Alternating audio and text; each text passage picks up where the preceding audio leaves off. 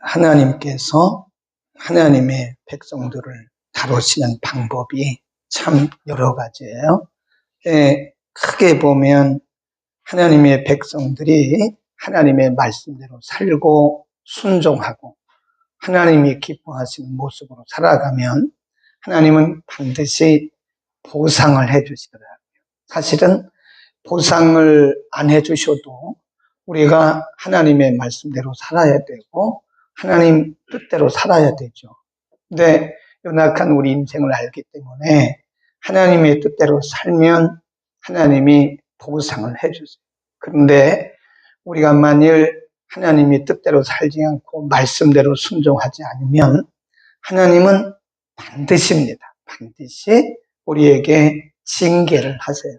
그 징계라는 것은 저주가 아닙니다. 하나님의 백성들에게는 저주란 말을 쓰면 안 돼요. 저주는 없어요. 물론 구약에는 저주라고 하는 단어가 나오기는 나오나 사실은 그것은 하나님이 우리를 완전히 망하게 하려고 하는 것이 아니고 우리를 수정하기 위한 거죠. 고치고 수정해서 하나님의 백성다운 백성답게 만들기 위한 하나님의 방법이다. 그런데 이 징계가요, 강도가 있어요. 강도가. 우리 어제 공부한 것처럼 하나님이 1차 경고, 2차 경고, 3차 경고, 4차 경고 하잖아요. 꼭 4번은 아닌데 사람마다 다르고 경우마다 달라요. 어떤 경우는 한 2번 경고하고 하나님이 바로 징계하신 경우가 있고 어떤 경우는 4번 정도, 5번 정도 여러 번 경고하시고 징계하신 경우도 있어요. 근데 중요한 것은 징계를 받을 때 우리의 자세입니다. 많은 경우에 보면 하나님이 분명히 우리를 온전케 하기 위해서 징계하시는 것인데 하나님의 의도를 모르고 자꾸 징계받을 때 우리가 인간적인 모습으로 돌아갈 때가 많아요. 원망하고 불평하고 또 하나님에 대해서 불신하고 사탄이라고 역사하고 이렇게 말한다는 거예요. 근데 우리가 넓게 보면 사실은 하나님이 우리를 유익하게 하는 거거든요. 그래서 하나님이 징계하실 때는요, 순순히 받는 게 최고입니다. 하나님이 우리를 때리실 때는 무조건 하나님 앞에 자기 잘못을 고백하고 그리고 순순히 받는 게 그래서 하는 길이에요. 자꾸 이 방법 저 방법 여기저기 가고 그러지 말라고. 거기 보세요. 어제 본문에 보면 하나님이 가르쳐 주셨어요. 21장 9절에 보면 이 성에 거주하는 자는 칼과 기근과 연병에 죽는다. 너희를 애운 갈대아인에게 나가서 항복하는 자는 산다 그랬잖아요. 그러니까 하나님의 때가 돼서 하나님이 1차, 2차, 3차, 4차 경고했는데도 안 돌아오잖아요. 그러니까 하나님이 원한 대로 바벨론 왕을 보내셨어요. 바벨론 군대가 예루살렘 성을 이렇게 포위했습니다. 말씀하시기를 바벨론 군대에게 항복하는 사람은 산다. 바벨론 군대에 항복해서 바벨론으로 끌려가라는 거예요. 하나님의 징계를 순순히 받으라는 겁니다. 그러나 하나님의 징계를 순순히 받지 않고 이 성에, 예루살렘 성에 거하는 사람은 망한다. 그러는 거예요. 그러니까 우리가 징계를 받을 때는요, 반드시 회개하고 그냥 순순히 받는 게 그게 사는 길입니다. 자꾸 뭐 여기 가서 물어보고 저기 가서 물어보고 아닐 거다 그러면 안 해요.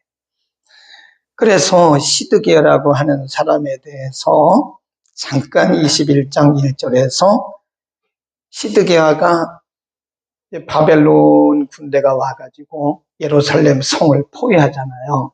그러니까 시드기야가 뭐라 그러냐면 평소에는 예레미야의 말을 듣지도 않았어요. 완전히 여벌로 듣고 그랬더니 막상 바벨론의 군대가 와서 예루살렘 성을 에워싸니까 뭐라 그래요? 우리를 위해서 기도해달라. 이것은 진정한 회개가 아니에요. 위기를 모면하기 위한 회개입니다. 인간에게는 그런 면이 다 있죠. 우리가 어떤 위기를 만나면 진짜 회개하는 것처럼 보여요. 왜냐하면 위기를 빨리 모면해야 되니까. 하나님, 저 병 고쳐주세요. 병 고쳐주시면 제가 이렇게 하고 한다. 딜을 해, 하나님과. 네. 그리고 나중에 하나님 막상 병을 고쳐주시잖아요. 그러면 도로 원위치 하더라고요. 이게 시드기야 왕과 똑같은 거예요. 근데 인간에게는 그런 면들이 거의 다 있습니다. 근데 우리가 하나님께서 우리에게 말씀하신 것은 그렇게 위기를 모면하기 위한 회개하지 말고 하나님 앞에 진실한 회개를 하라는 거예요. 오늘 아침에 본문에 보면 하나님이 왕궁으로 예레미야를 보내세요. 22장, 23장, 24장 계속 왕들에 대한 말씀이에요. 1절에 보면 여호와께서 이같이 말씀하시되 너는 유다 왕의 집에 왕궁을 이겨 왕궁에 내려가서 말해라. 2절 이르기를 다윗의 위에 앉은 유다 왕이여 너와 내 신하와 이 문들로 들어오는 내 백성은 여호와의 말씀을 들어라. 그리고 6절로 갑니다. 뭐라고 말씀하냐면 6절 시작. 나 여호와가 유다 왕의 집에 대하여 이같이 말하노라. 내가 길르앗 같고 레바논에 같으나 내가 정령이 도로 광야와 고민이 없는 성을 만들 것이다. 내가 파멸할 자를 준비하리니 그들이 각기 손에 병기를 가지고 내 아름다운 백성들을 찍어 불에 이게 왕궁이 불탄다 그 말입니다. 이게 왕궁이요. 솔로몬 때 왕궁도 짓고 성전도 지었잖아요. 이게 레바논에 백향목을 갖다가 성전도 짓고 왕궁도 지었어요. 이렇게 아름답고 화려하게 보이는 왕궁이지만 이거 내가 다 불태운다. 네.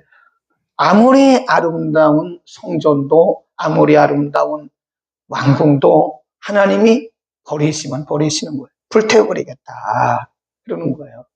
그 왜 그러냐? 거기 보면 그 이유에 대해서 3절에 보면 여호와께서 이같이 말씀하시되 너희가 공법과 정의를 행하여 탈취당한 자를 압박하는 자의 손에서 건지고 이방인과 고아와 가부를 압제하거나 학대하지 말며 이곳에서 무죄한 피를 흘리지 말라.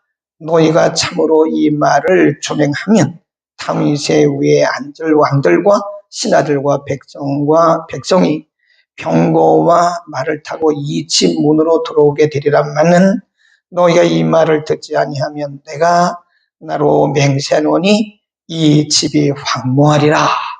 네. 지금 왕들이 불의와 불법과 부정을 행한다는 거예요. 하나님이 어떤 때는 예레미야를 어디로 보내셨어요? 성전으로 보내셨어요. 성전.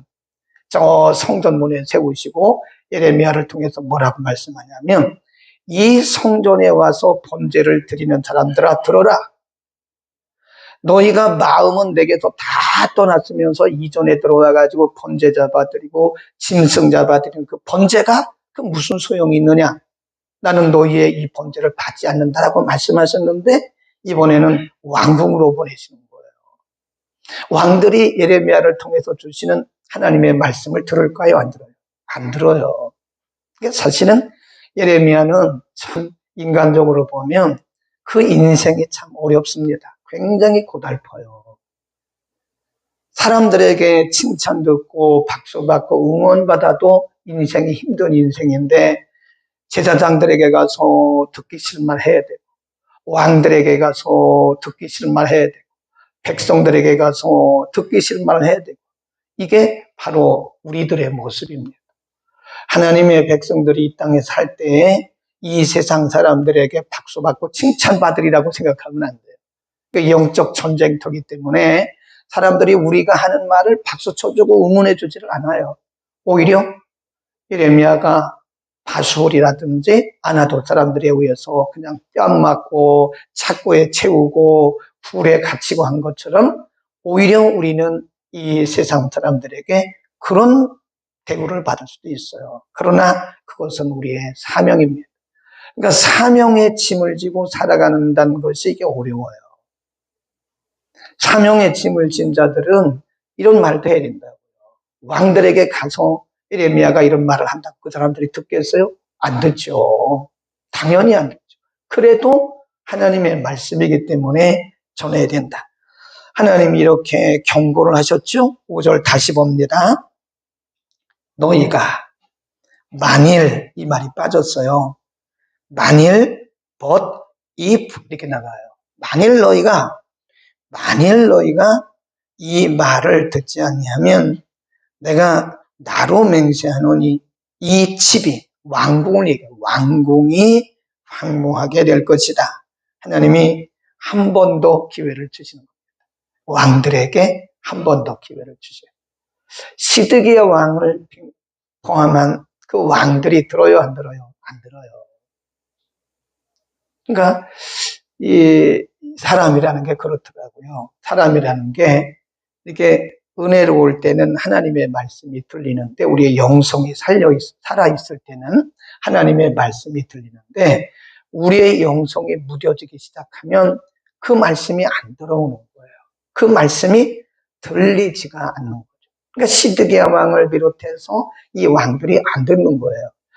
만일 너희가 이 말을 듣지 아니하면 이렇게 될 거야. 그리고 4절에 보면 만일 너희가 들으면이라고 말씀했잖아요. 그리고 8절, 9절에 보면 만일 듣지 아니하면 너희가 어떻게 되느냐? 여러 사람이 이 성으로 지나며 비참하기를 여호와가 이 큰 성에 이같이 행함은 어찌민고? 이방인들이 말하기를 이 사람들 그 하나님 섬겼던 사람들 아니야? 이 사람들 이 성전에서 이 왕궁에서 하나님의 은혜를 누렸던 사람들 아니야? 근데 어떻게 이 성전도 불타고 왕궁도 다 무너졌지? 사람들이 그렇게 조롱한다는 거예요. 의아해한다는 거예요. 오늘날로 말하면 저 사람 예수 믿던 사람 아니야? 저 사람 기도하던 사람 아니야? 그런데 어떻게 이렇게 됐대? 이렇게 말한다는 거예요. 어쩌다가 이렇게 됐대? 저 사람 한때는 정말 예수 잘 믿던 사람 아니었어? 저 사람 교회 나가는 사람 아니었어? 저 사람 옛날에 간증했던 사람 아니었어? 근데 어쩌다가 저렇게 됐대? 이렇게 말한다는 거예요. 그 다음에 8절 보세요. 9절 대답하기를 사람들이 그렇게 말하면서 서로 말하면서 대답하기를 이는 그들이 자기 하나님 여호와와 언약을 버리고 다른 신들에게 절하고 그를 섬긴 연고라 하리라. 이방 사람들이 얘기한다니까요. 하나님을 모르는 사람들이 말하기를 이 사람들 왜 이렇게 됐대? 그거 이 사람들 자기 하나님 섬기던 자기들이 섬기던 하나님 버리고 이방신 섬기고 그랬다가 이렇게 됐대? 그렇게 말한다는 거예요.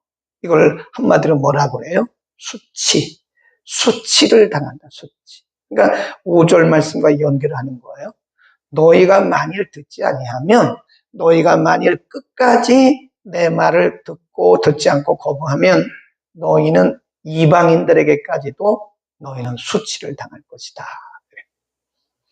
하나님의 창고에 여러 가지 축복들이 있습니다. 이 축복의 문을 하나님이 열고 닫는 거거든요.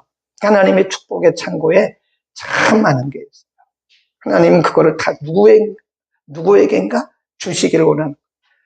하나님 우리 아버지들, 우리는 언약의 관계잖아요. 우리는 자녀잖아요. 하나님이 못 주셔서 안달이에요, 지금. 이 축복의 창고에 있는 것을 누구에게 좀 줘야 되는데 이걸 못 주셔서 안달입니다. 그렇다고 해서 하나님이 그 귀한 것을 아무렇게나 막 던지지는 않아요. 이 받을 만한 사람에게 하나님이 그거를 주시는 겁니다. 그게 뭐냐? 영의 honorable honor. 영예입니다. 영예. 축복이에요. 그리고 또 하나가 하나님이 쓰시는 또 하나 다른 편에 하나님이 갖고 계신 게 있는 게 뭐냐면 수치입니다. 수치. 부끄러움, 조롱. 하나님의 자녀인 우리들이 사람들에게 조롱받고 수치받는 것은요, 마태복음 5장에 보면 이런 말씀하셨어요. 너희는 세상의 빛이다. 너희는 세상의 소금이다. 그런 말씀하시다가 소금이 만일 맛을 잃으면, 만일 소금이 그 맛을 잃으면 밖에 던지고 누구에게 밟힌대요? 사람들에게 밟힌다. 그 사람들이 누구냐? 바로 그 이방인들이에요. 하나님을 모르는 사람들에게 발로 밟힌다는 거예요. 그겁니다. 소금이 맛을 잃으면 밖에 던져 버려서 사람들에게 발로 밟힌다. 그게 수치를 당한다고. 하나님의 자녀인 우리들이 하나님의 말씀대로 살지 아니하면 수치당합니다. 수치. 예, 가끔 우리는 이것이 하나님의 징계인가 수치인가 아니면 그거 잘 분별해야 됩니다. 이게 수치인가 하나님의 징계인가를 잘 분별해야 돼요. 그러니까 자기가 잘못해놓고 받는 것은 그건 물론 징계는 징계인데 부끄러움 당하는 거예요. 근데 우리는 그걸 뭐라고 생각하냐면 내가 지금 핍박받고 있다고 생각해요. 핍박받고 있다. 내가 지금 박해받고 있다. 그것이 박해인지 핍박인지 아니면 내가 하나님의 말씀을 떠나서 내가 지금 조롱받고 있는 건지 수치받고 있는 그걸 잘 분별해야 된다니까요. 그냥 아무데나 갔다가 다 내가 박해받고 있다고 그렇게 얘기하면 안 돼요. 박해인지 수치인지를 잘 분별하라. 쉽지 않죠. 사실은 내가 지금 하나님의 징계를 받고 있는지 아니면 핍박을 받고 있는지 이거는 분별하기 어려우나 본인들은 아마 감은 잡을 거라고요. 네, 나는 지금 핍박받는 거야. 나는 지금 수치를 당하고 있는 거예요. 본인들은 감을 잡는다니까요. 그래서 우리는 하나님의 자녀들로서 이 땅에 살아가는 동안 이왕이면 하나님께서 우리에게 주시려고 안달을 하고 계시는데 누구에게 좀 줘야 되는데 누구에게 줄 사람이 없다는 거예요. 저는 그거를 기대합니다. 열심히 눈코 뜰 데 없이 수고하고 애쓰는 것은 하나님을 기쁘시게 하면 돼요. 하나님을 기쁘시게 하면 그분이 사실 안 주셔도 되는데 하나님이 자꾸 우리에게 이렇게 영예를 주세요. 영예. 안 주셔도 되는 거거든요. 당연히 하는 거죠. 하나님이 우리를 구원해 주시고 하나님의 자녀 삼아 주셨기 때문에 하나님은 우리에게 그런 보너스를 안 주셔도 되는데 하나님은 꼭 그렇게 영예 보너스를 주시더라고요. 참 하나님 좋으신 분이세요. 좋으신 분. 우리의 평생 동안 영예로운 인생을 살 수 있기를 바랍니다. 정말 영예로운 인생을 살아야지 우리가 사람들에게 그렇게 수치당하고 조롱당하는 것은 그 박해가 아니에요. 물론 우리가 복음 전하다가 받는 것은 박해가 맞아요. 그런데 내가 불순종하고 내가 말씀대로 살지 않아서 받는 것은 그 박해라고 말하지 말고 수치라고 생각해야 돼요. 더나 여러분이나 우리 남은 생애가 수치스러운 생애가 아니라 영예로운 삶이 되기를 축복합니다. 기도하겠습니다. 거룩하신 우리 아버지, 인생의 생사화복을 주관하시는 거룩하신 하나님이 우리의 아버지이십니다. 하나님이 이스라엘 백성들에게 아름다운 성전과 아름다운 왕궁을 주셨지만 저들이 하나님의 말씀대로 살지 아니하고 불의와 불법을 행함으로 그 영광이 바뀌어 수치가 되겠다고 오늘 경고하고 있습니다. 하나님의 자녀된 우리들 하나님의 말씀대로 살고 하나님을 기쁘시게 함으로 우리의 남은 생애가 영예로운 삶 되게 하시고 하나님께 기쁨 드리는 하나님의 마음을 시원하게 드리는 우리의 남은 생애가 되게 하여 주옵소서. 우리가 앉으나 서나 자나 깨나 언제나 어떻게 하면 하나님을 기쁘시게 할 것인지 생각나게 하옵시고 우리에게 믿음의 용기를 더하소서. 주님 생각나게 하신 것들을 실천에 옮겨서 영예로운 아름다운 우리의 남은 생에 될지언정 우리 가운데 듣고도 깨닫지 못해서 수치스러운 삶을 사는 자가 우리 가운데 한 사람도 없도록 하나님 깨닫는 은혜를 통하여 주옵소서. 예수 그리스도의 이름으로 기도드립니다. 아멘.